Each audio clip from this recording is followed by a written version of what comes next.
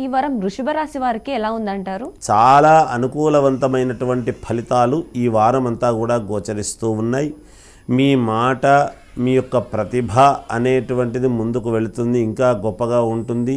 గతంలో మీ మాట వినని వాళ్ళు అందరూ కూడా ఈ వారము మీ మాట వినాలి అనేటువంటి దానికి చూస్తారు. మీరు పక్కన పెట్టినటువంటి వ్యక్తులు కూడా మళ్ళీ మీతో పరిచయాలు పెంచుకొని మీతో ఎలాగైనా ముందుకు వెళ్ళాలి, ఈ పనులు చేసుకోవాలి అనేటువంటి దాంతో రాయబారాలు లాంటివి చేస్తారు.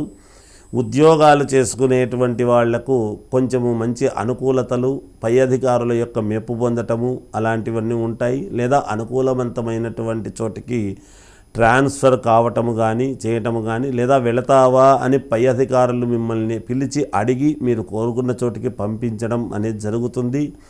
కళలో, సాహిత్య రంగంలోనూ ఉండేటువంటి వాళ్లకు చాలా అనుకూలవంతముగా ఉన్నది. చిన్న వ్యాపారము దగ్గర నుండి పెద్ద పెద్ద వ్యాపారాలు చేసుకునేటువంటి వాళ్లకు చాలా అనుకూలవంతముగానే ఉన్నది. లాభసాటిగా ఉంటుంది, మంచి లాభాలు పొందుతారుగాక. అంతేకాకుండా బంగారు ఆభరణాలు అమ్మేటువంటి వాళ్లకు, ఈ రాశి వాళ్లకు చాలా యోగదాయకంగా ఉంటుంది. అన్ని రాశులలోనూ బంగారు ఆభరణాలు అమ్మేటువంటి వాళ్ళు ఉండవచ్చును, కానీ ఈ రాశి వాళ్ళు కొనుగోలు చేయటము కానీ, మంచి అమ్మకాలు చూపించటము కానీ, ఏదో ఒక ప్రతిభ అనేటువంటిది మీకు గుర్తింపు అనేది కూడా ఈ వారము మీకు లభించబోతుంది అనేది ఇక్కడ తెలుస్తూ ఉన్నది. అంతేకాకుండా బంధువుల నుంచి మీకు మంచి ఆదరణ లభిస్తుంది.